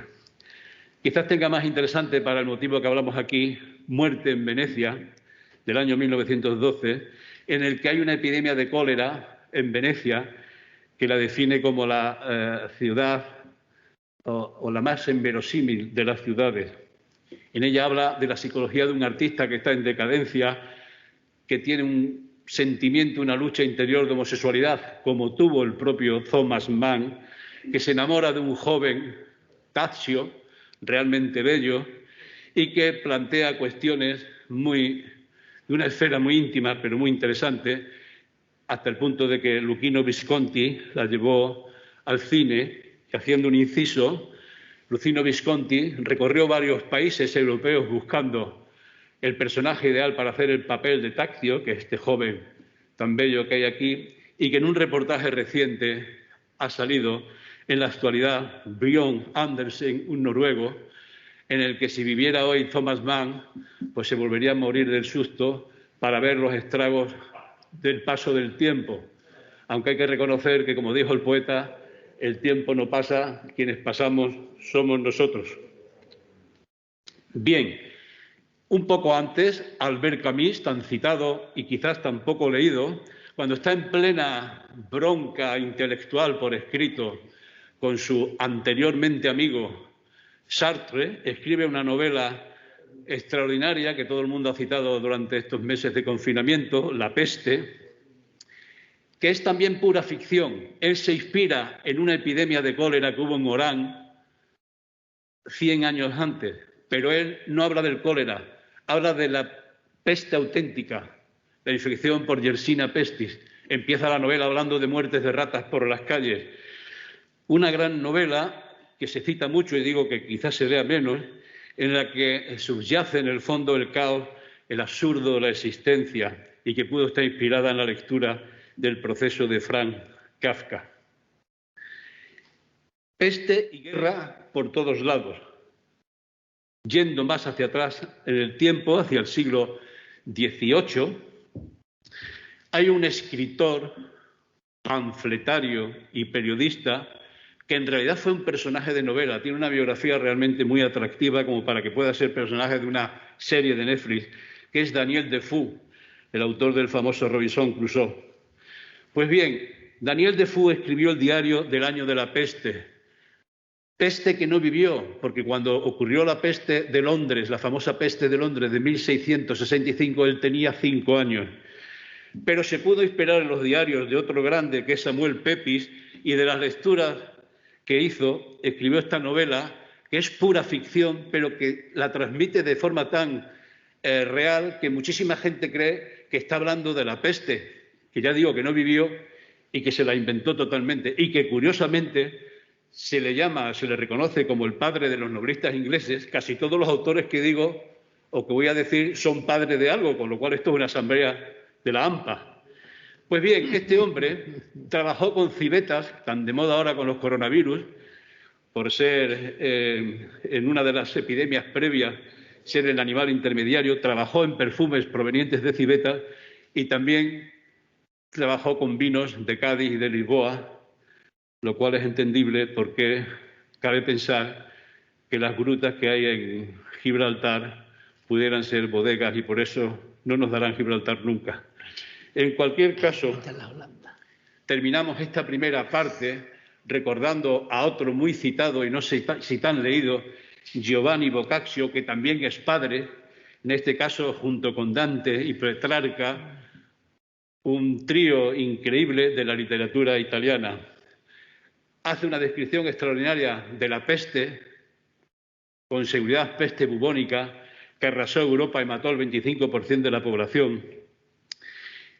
La famosa peste negra, en la que se inventa juntar a 7 mujeres, es una novela feminista dedicada a las mujeres, 7 mujeres con 3 varones en una casa de campo cercana a Florencia, y hace un remedo de historias inspiradas en la literatura hindú y china muy antigua, un remedo de las 1001 noches, y cuenta muchas historias muy interesantes y habla de la fortuna, del amor y de la inteligencia, y escrita en dialecto florentino.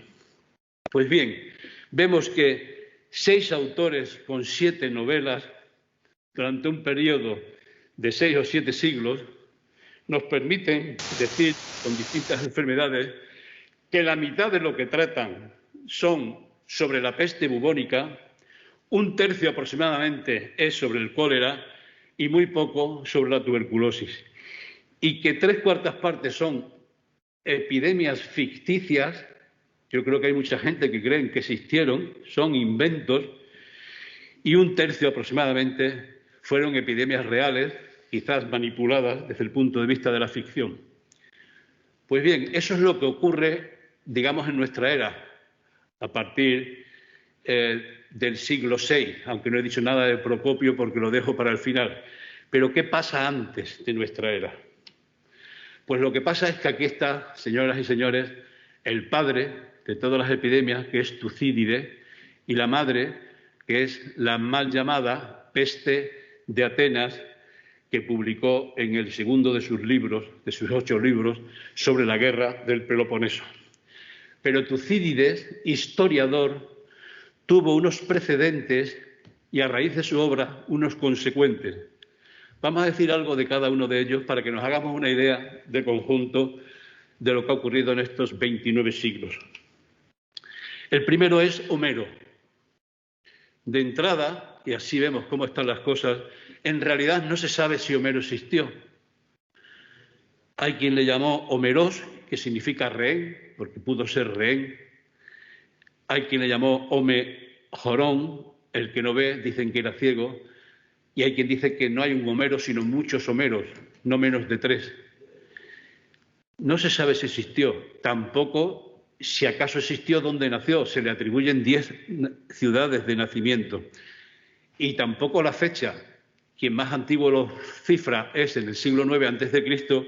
y quien más temprano, que quizás sea muy temprano, en el siglo VI a.C. Quizás con muchas obras, pero se mantienen o se recuperan la Ilíada, la Odisea y el Batra como Enaquia. Bien, partimos ya de la base de que Homero, que yo por lo menos suelo decir que después de Homero nadie es original escribiendo porque lo dijo casi todo, que Homero probablemente no pudo existir y sin embargo tiene unas obras extraordinarias. Es la famosa cuestión homérica. Y yo les diría, si pudiéramos tuviéramos tiempo, haríamos un concurso. ¿Sabe alguien quién es este señor? Y le daría varias posibilidades. Un político trumpista, un famoso guionista de series de Netflix, un científico, concretamente virólogo, un presentador de televisión, probablemente americana, o un cantante de rap, que tan de moda están, por ejemplo, de Ohio. Yo tengo la idea de que las respuestas serían al azar y poca gente lo acertaría. Ese señor es un guionista, pero no de Netflix, que también, sino es nada más y nada menos que el padre de otro famoso Homero, Homer Simpson, Homer J. Simpson, que nació ya adulto en 1989. Lo de Simpson no es ninguna tontería. Hay universidades americanas e inglesas, Oxford, por ejemplo, tiene un festival dedicado a Homero Simpson. Muchas sociedades americanas y universidades americanas le dedican cursos y en la prensa. Hay incluso, se encontró una moneda de €1 en una pastelería de Gijón en la que cambiaron la cara de nuestro rey emérito, que entonces era rey en ejercicio, por la cara de Homero, y hecho de forma magnífica, extraordinaria, una falsificación profesional. Incluso hay una universidad americana que ha descubierto un gen que lo manipula en ratones, lo reprimen o lo desreprimen, relacionado con discapacidad cognitiva, porque creen que el modelo intelectual es Homer Simpson. Por tanto, si hiciéramos aquí la cuestión, si no sabemos quién es Matt Groening, ¿existe? Claro que existe, pero para nuestra biografía, en nuestro día a día, este hombre no existe. ¿Pero existe Homero Simpson? Pues yo creo que sí, que en todo, debatiéndose entre el bien y el mal, es decir, entre la ficción y la realidad. Por tanto, en la respuesta de entre Matt y Homero, yo creo que nos quedaríamos que quien realmente existe en nuestras biografías personales es el personaje, no el autor. Volvemos al Homero original, autor de la Ilíada. En el canto primero, la famosa ira de Aquiles, tenemos algo similar. Los personajes reales son personajes de ficción. El más importante, Aquiles, que nos viene a la cabeza quizás el guapo de Brad Pitt. El Aquiles es un personaje de ficción muy importante, es el Peleida o el de los pies ligeros. Pero son todos ficciones de la realidad, en tanto que hay otros personajes, los dioses, en nombres latinos o griegos, que son ficción de la ficción. Si analizamos la peste que ocurre en la Ilíada, en el primer canto, es una peste que ocurre por intervención divina, interviene Zeus, al que se le pide ayuda, y Apolo, que es el que lanza las flechas, aparece súbitamente, afecta a hombres y animales, nos hace pensar en zoonosis. Tiene una enorme mortalidad entre los aqueos, es decir, los griegos, y está en relación con la guerra, y respeta a los troyanos porque están recluidos en Ilión, en Troya. Pongo la imagen de Simón porque si hiciéramos las interpretaciones que hacemos con cierta ligereza diríamos que eso es gracias al confinamiento. Pues bien, en la Ilíada sale por todos sitios peste, guerra, animales, soldados, la constante en todas las epidemias históricas. Y tan históricas que el padre de la historia, definido nada menos que por Cicerón en su tratado de Legibus, de las leyes, el padre de la historia, el mismo Cicerón, lo tengo ahí puesto en latín, lo reconoce como el padre de la historia, pero dice que tanto Cicerón como Teopompón, que es otro historiador, tienen innumerables fábulas. Es decir, que el padre de la historia, al que todo el mundo le reconoce que inventa la historiografía, cuenta los hechos con bastante realidad, pero también se inventa cosas. Con lo cual nos lo está poniendo difícil. Y habla de una peste que probablemente no existió, que algunos autores llaman de Jerjes, de la que habla en 3 de sus libros, y sobre todo en el libro 8, que dice: de resultas de esto iba diezmando al ejército la peste y la disentería. Define un tipo de enfermedad infecciosa con afectación intestinal que pudo ser cólera o pudo ser una disentería por Shigella o por lo que fuera. En cualquier caso, no fue una epidemia real y está descrita por el padre de la historiografía, por el inventor de la historia, el padre de los historiadores. En esta evolución, un coetáneo, que además fue amigo suyo, de Heródoto, es Sófocles.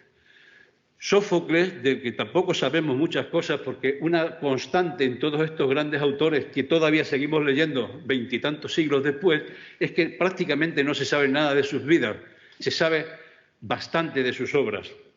Pues bien, Sófocles pasa a la historia, entre otras cosas, por escribir el Edipo Rey, que todos ustedes tendrán en la cabeza porque lo habrán visto quizás más de una vez, y que tiene una relación con nuestra profesión porque en el 420 a.C. adoptó el culto a Asclepios, el dios de la medicina, padre de la medicina también, y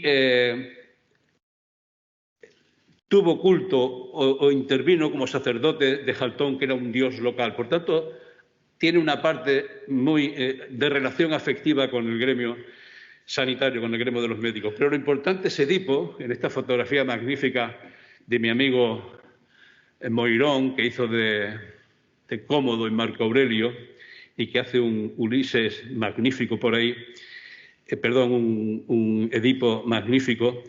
Hay personajes, todos ficticios, de una enorme importancia, que nos permiten entender que cuando Sófocles trabaja en su obra, está utilizando de modelo la peste descrita, que vamos a ver ahora, por Tucídides, la famosa peste de Atenas, la madre de todas las pestes. Pero es una peste, es un patos moral. No es, en Sófocles no es una peste o una epidemia real. Se trata de salvar a la ciudad porque, como habrán visto y conocerán bien la historia de Edipo, su propio error es el que le obliga a tener que salvar al pueblo cuando ocurre la peste en Tebas. Es una obra llena de metáforas. La guerra, como siempre, la constante, por castigo divino. Sófocles era muy religioso, que provocó un daño universal y gran destrucción. Si comparamos a Tucídides con Sófocles, vemos que Sófocles nació 46 años antes y murió 10 años antes que Tucídides. Por tanto, fueron coetáneos, pero Sófocles fue mayor. Y esto no todo el mundo lo tiene claro cuando hablan que Sófocles se inspiró en Tucídides. Pudo ser al revés. La peste de Atenas, que describe magistralmente Tucídides, ocurrió en el verano, empezó en el verano del 429 a.C., en la guerra del Peloponeso, que duró 26 años. No conoce nadie con certeza la fecha de escritura del Edipo Rey ni de la historia del Peloponeso, pero se supone que Edipo Rey se estrenó en el 429 a.C. y que Tucídides recogió datos durante toda la guerra, pero publicó la obra a partir del 404. Por tanto, se puede asegurar con bastante certeza que Edipo Rey se estrenó 25 años antes de que se publicara por primera vez la historia de la guerra del Peloponeso. Por tanto, Tucídides pudo inspirarse en algo de Sófocles, pero no al revés. Y sale aquí el personaje de Hipócrates de Cos, tan familiar para los presentes y los que nos estén viendo. Otro padre más, el padre de la medicina, que participó activamente en la peste de Atenas, lo cual contradice a Tucídides, que dijo que los médicos no tuvieron participación ninguna, que fue tan importante que lo cita Platón en 2 de sus diálogos. E incluso Aristóteles, nada más y nada menos, el maestro de Alejandro, lo llamó el gran Hipócrates. Y ocurre también algo parecido a lo que hablábamos de Homero, el famoso Corpus Hippocraticum, que se tiene hoy ya como un hecho cierto, que no fue una obra escrita por Hipócrates, sino que él escribió algunos de los libros y luego sus discípulos en años posteriores fueron completando la obra, ingente obra, de lo que hoy disponemos, más lo que se haya podido perder. Pero en unas muy importantes son sobre las epidemias que hemos citado antes y que en una concreta del libro 3 cita a Pericles, que veremos ahora la importancia que tuvo en esto. Pues bien, en lo que decíamos anteriormente, las epidemias fueron modificándose por la utilización de traductores, tanto filólogos como historiadores sobre todo, y médicos también, en otra cosa diferente que es la peste. Y entramos en el quinto autor, que es la clave de todo, que es Tucídides. Tucídides, que fue un estratega, un general del ejército de Atenas, de los griegos, que cometió un error cuando visitó Anfípolis, en la Tracia, con la flota, lo cual obligó a que lo quitaran de en medio, lo desterraran, y que escribió La guerra del Peloponeso. La guerra, recuerdo que fue un enfrentamiento entre los griegos y los espartanos.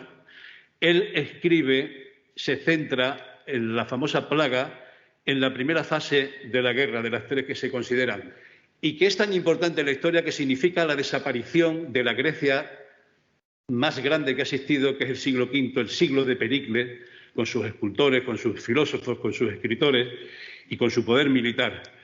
Esta guerra ocurre lo propio de una guerra, pero tiene un factor importantísimo, un cofactor, que es la epidemia.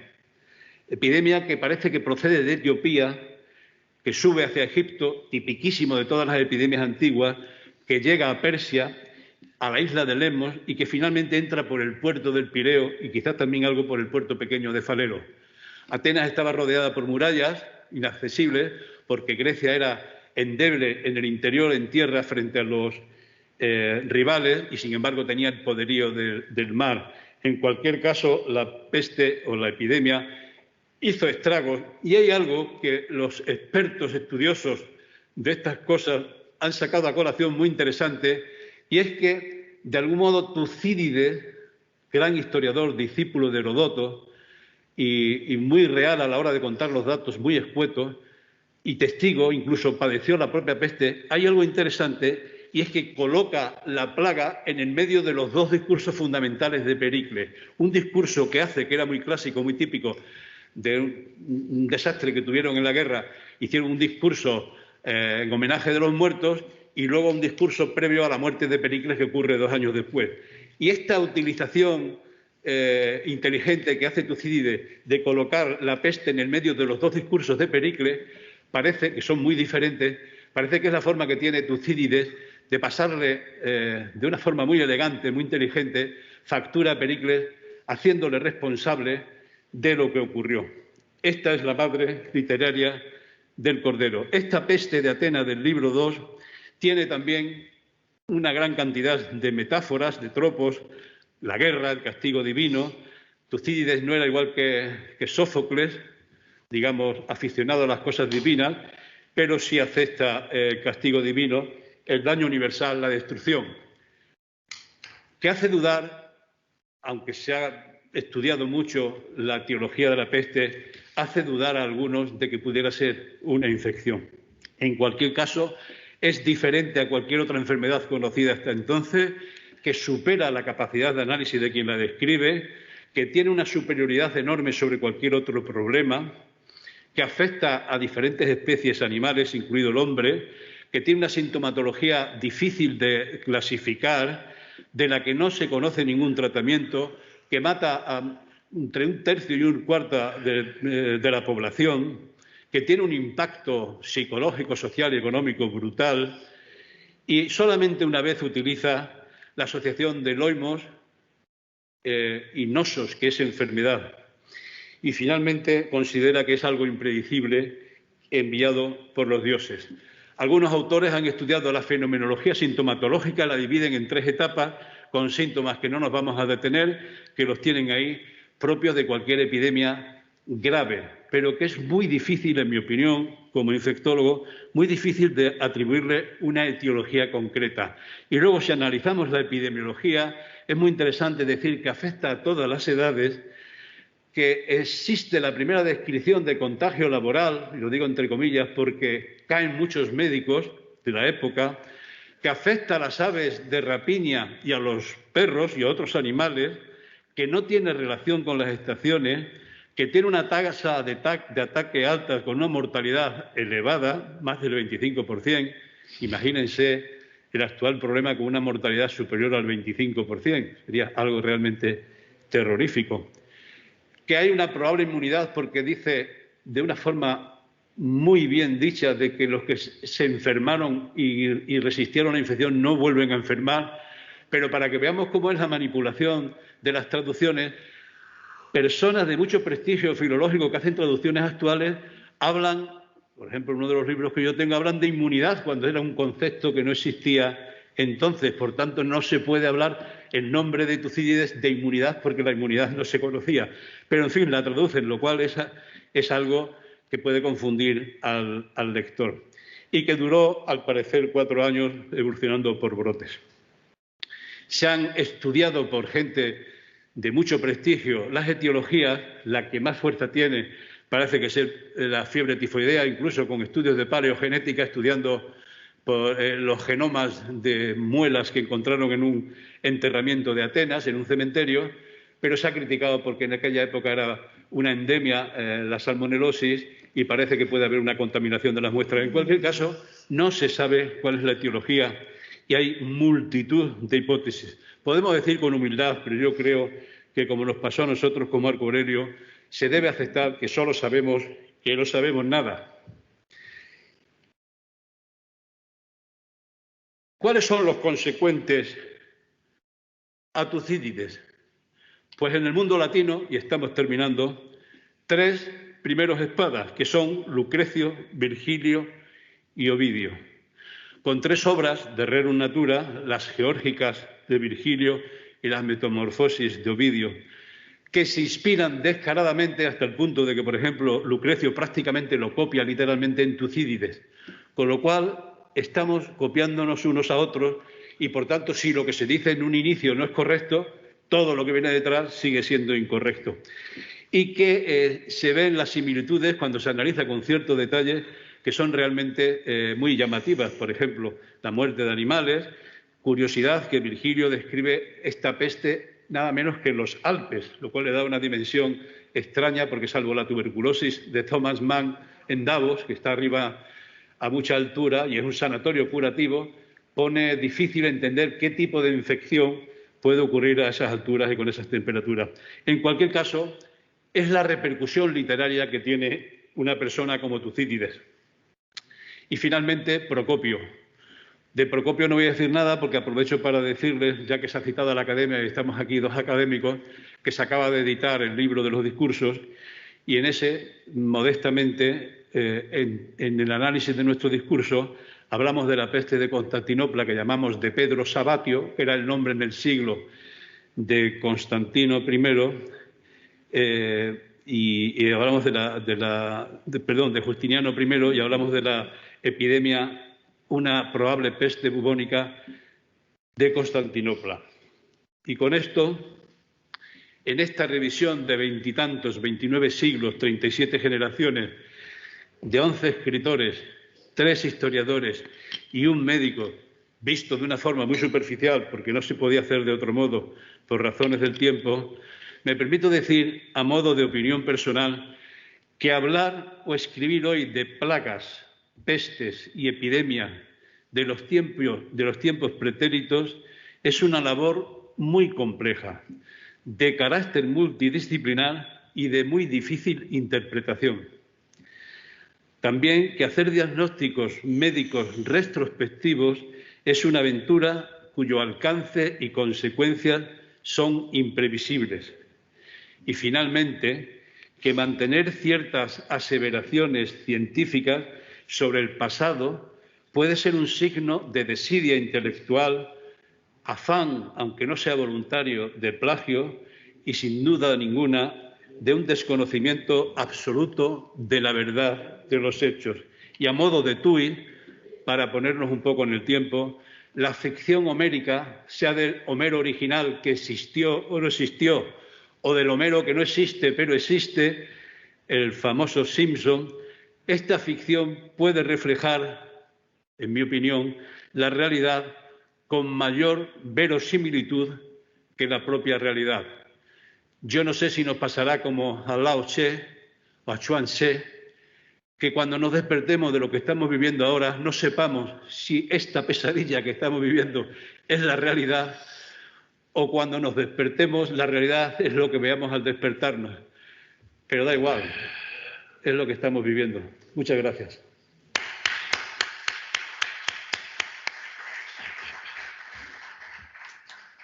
Magnífico.